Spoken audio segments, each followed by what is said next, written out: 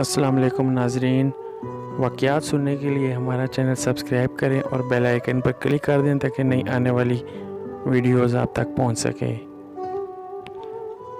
ایک مرتبہ حضرت ابو علی قلندر پر شدید جذب و سکر کا جذبہ طاری ہو گیا، جس کی بنا پر شریعت کے بہت سے اعمال کی پابندی میں کمی آ گئی، حتیٰ کہ نماز ترک ہو گئی۔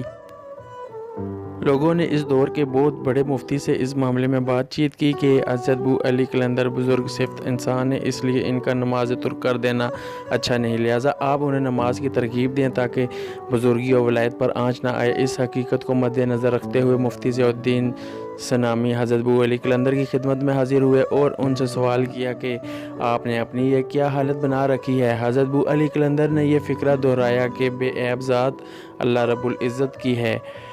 مفتی نے کہا، جو کچھ بھی ہو، بہرحال میں نماز کی ادائیگی لازم ہے، اس سے پہلو تہی کرنے کی بالکل بھی اجازت نہیں۔ حضرت ابو علی قلندر نے جواب دیا کہ مفتی صاحب آپ اپنا کام کیجئے، مجھے نماز معاف ہو چکی ہے۔ یہ سن کر مفتی کو بہت غصہ آیا اور وہ بولا کہ تم بہت عجیب آدمی ہو، نماز رسول اللہ صلی اللہ علیہ وآلہ وسلم کو معاف نہیں تھی تو تمہیں کیسے معاف ہو گئی؟ حضرت ابو علی قلندر نے جواب دیا کہ تو مجھے میرے حال پر چھوڑ دے، میں مست الست ہوں اور دکھاوے کی نماز ادا کرنے کا مجھے بالکل شوق نہیں۔ مگر مفتی بضد رہا کہ تمہیں نماز پڑھنی ہوگی۔ یہ باتیں سن کر حضرت ابو علی قلندر کو جوش اور ہوش آ گیا۔ فرمایا کہ مفتی رسی سے میری کمر باندھ دو، اگر میری کمر بندھی رہی تو میں تیرے کلموں کی تعمیل کروں گا، اور اگر میری کمر آزاد ہو گئی تو میرا پیچھا چھوڑ دینا، کیونکہ میں آزاد آدمی ہوں، مجھے اپنی پابندیوں میں مت گھسیٹو۔ اب مفتی ضیاء الدین نے آپ رحمۃ اللہ علیہ کی کمر رسی سے مضبوطی کے ساتھ باندھی، مگر یہ دیکھ کر حیران ہو گیا کہ رسی کمر سے دور جا گری اور حضرت ابو علی قلندر بدستور آزاد رہے۔ مفتی بہت شرمندہ ہوئے۔ اس پر حضرت ابو علی قلندر خاص لہجے میں بولے، بابا میں عاشق ہوں اور عشق میں مبتلا ہوں، تو مجھ سے کس نماز کی پڑھنے کی بات کر رہا ہے؟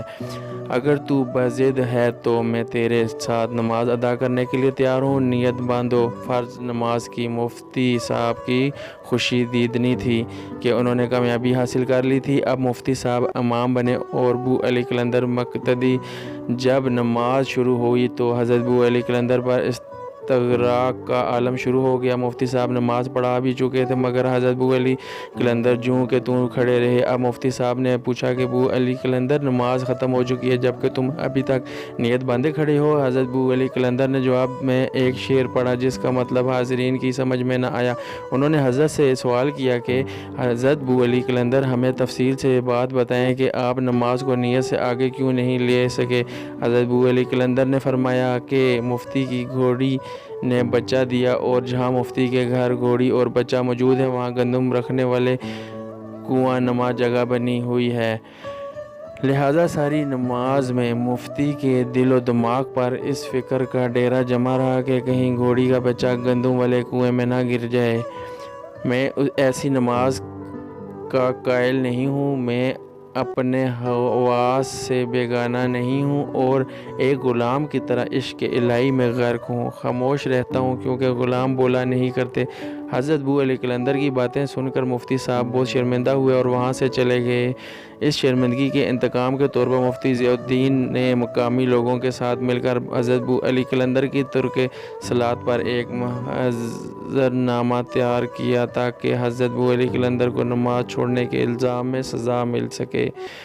محضرنامے میں یہ بات تحریر کی گئی کہ شرف الدین عرف ابو علی قلندر عالم فاضل شخص ہے اور دلی میں 40 سال تک وعظ و نصیحت، درس و تدریس اور علمی مشاغل میں مصروف رہا ہے، مگر اپنے وطن پانی پت میں آ کر علوم ظاہری سے دور ہو کر عالموں اور فاضلوں سے متنفر ہو گیا ہے، متاع شریعت سے توحید دست ہو چکا ہے، لہذا سزا کا حقدار ہے۔ محضر نامہ پر مفتی ضیاء الدین کے علاوہ دیگر مفتیان متین کی بھی دستخط ہے۔ جب یہ محضر نامہ خواجہ علی انصاری کے پاس آخری تصدیق کے لیے پہنچا تو انہوں نے محضر نامہ پھاڑ دیا۔ یہ دیکھ کر مفتی ضیاء الدین نے غصے میں آ کر خواجہ علی انصاری پر دعویٰ دائر کیا۔ جب عدالت میں خواجہ علی انصاری پیش ہوئے تو محضر نامہ پھاڑ کر مختلف پوچھا گیا۔ خواجہ علی انصاری نے قرآن مجید کی ایک آیت پڑھی جس کا ترجمہ یہ تھا، مت جاؤ نماز کے قریب نشے کی حالت میں، اور فرمایا جب حضرت ابو علی قلندر اپنی حواس میں ہی نہیں تو وہ شرعی پابندیوں کے کیوں کر پابند ہو سکتے ہیں۔ اس پر مفتی ضیاء الدین سنانی کی تشفی ہو گئی اور معاملہ